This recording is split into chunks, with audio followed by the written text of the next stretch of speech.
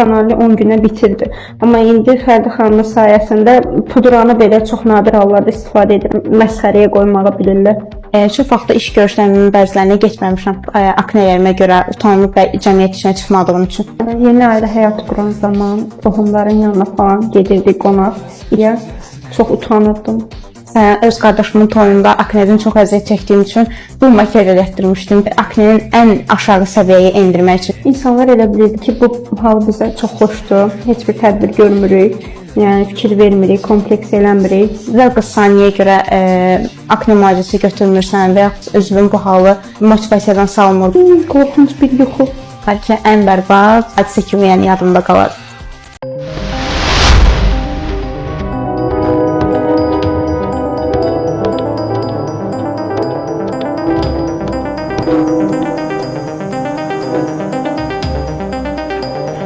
Thank you.